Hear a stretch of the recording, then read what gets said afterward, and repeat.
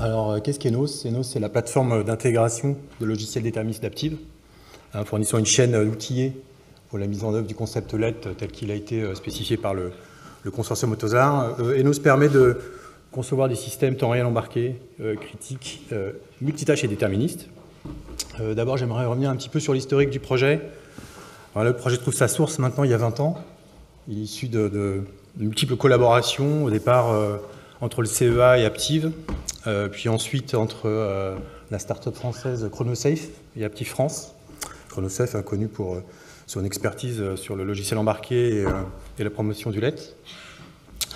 Depuis 2021, on a accéléré le développement et le contenu fonctionnel de l'outil. Ça a donné lieu à plusieurs versions en 2022 et 2023.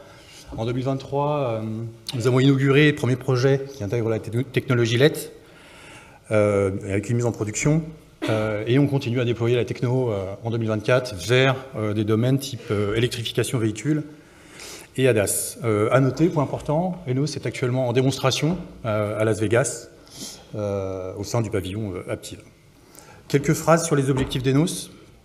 Alors, appuyer et soutenir le mouvement de fond qu'on voit dans l'industrie automobile vers le tout logiciel, sous le patronyme Software Defined Vehicle. Du point de vue de l'outil, continuer à s'appuyer sur les standards du secteur pour garantir l'interopérabilité.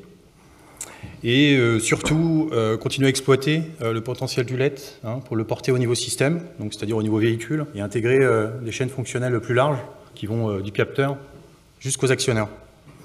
In fine, les bénéfices d'Enos pour l'utilisateur sont multiples. Donc ça va de la partie embarquée, avec un contrôle complet et le respect des contraintes de temps, mais aussi en amont sur la partie conception, avec une rationalisation, sécurisation de toutes les phases d'ingénierie du logiciel, ce qui aboutit in fine à une réduction drastique des cycles de développement et donc une diminution des coûts associés, tout en garantissant un haut niveau de qualité et de sûreté de fonctionnement.